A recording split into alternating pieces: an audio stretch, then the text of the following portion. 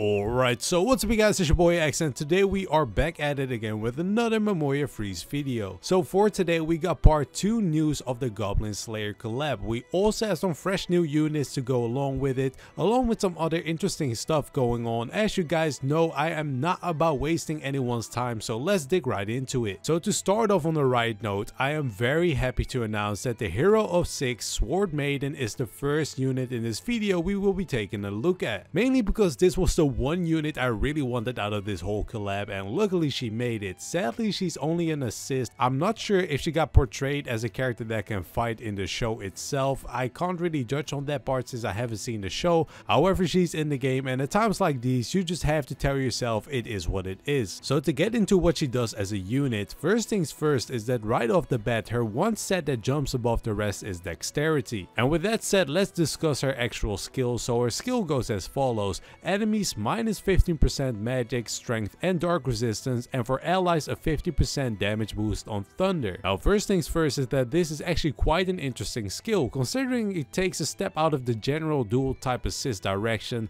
This one definitely takes a bit more of a specific team to get going. However, it really isn't more than that. I don't really have much to say about her. Sadly, she isn't really that good or anything in between those lines, but then again, I'm sure my wallet is very happy with that at the same time for that exact reason.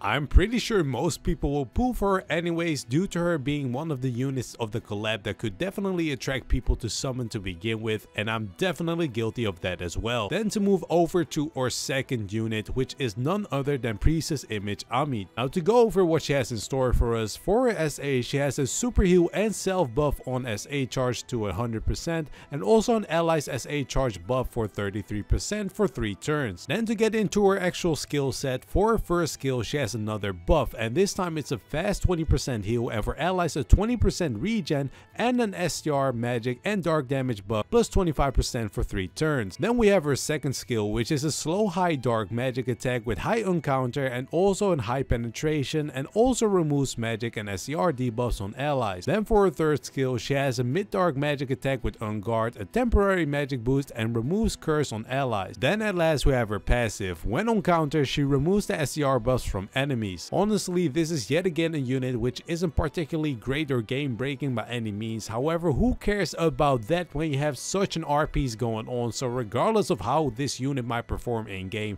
this one will definitely go in the books and getting my iris for a full 100%. Then at last we got Blessed with an Elven Gale Ryu, and man, this is looking good out here in these waifu streets. Now to start it all off, we have her SA, which is a super dark magic attack with an unguard and a 50% skill damage for each agility buff on herself. Then for her first skill, she has a fast minus 25% magic, agility and magic resist debuff for 4 turns on enemies, and also a self magic, agility and magic resist plus 50% buff for 4 turns. Then we have her second skill, which is a super dark magic attack with high penetration and a temporary magic boost and a dark damage plus 50% self buff for 3 turns. Then we have her final skill, aka her third skill, which is a high dark magic attack with high crit rate and a plus 40% skill damage for each agility buff on herself. Then for her passive, when on counter, she removes the enemy's magic buffs. Now this is what we're talking about. This Ryu is an absolute beast of a unit, and definitely one of those units you'd want MLB as quick as possible. With the right setup, she can definitely drag teams into the floor, since she will be a damage machine when done right, and with that agility stat you will almost definitely be going first. So honestly, this is the one unit you'd really want to fish for in these banners, because this is by far the best unit from the collab in my opinion, and an absolute hero for PvE events and so on. Then since we are still on topic of units, the banner will be shown on screen right now, and as you guys can see, all the units are indeed in one banner, so no need to split iris between 2 banners at all,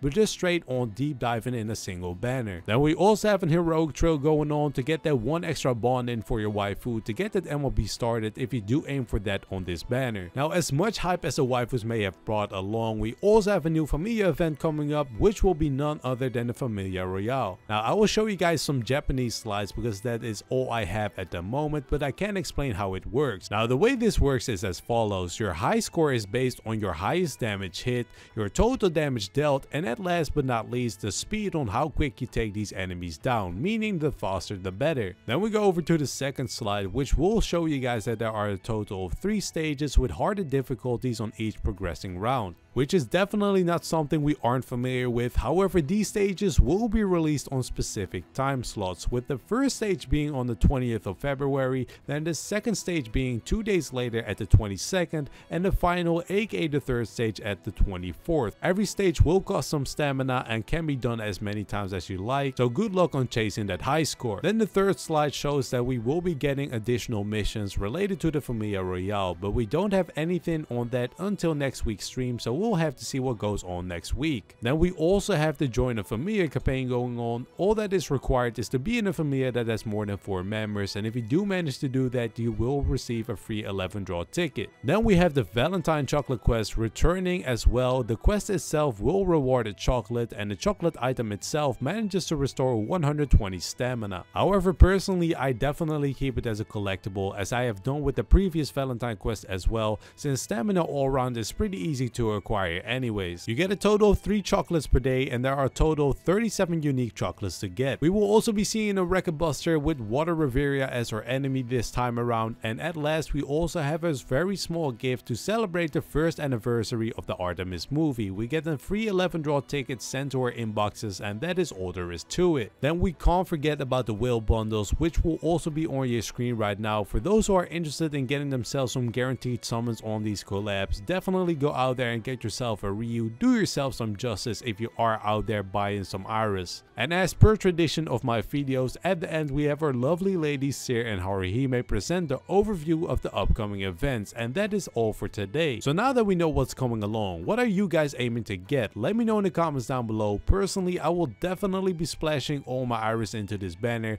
and good luck to all those who are doing the same. So that was it for today, guys. It was your boys LJX coming at you with the Memoria news. Stay happy, stay blessed, and I'm out. Peace.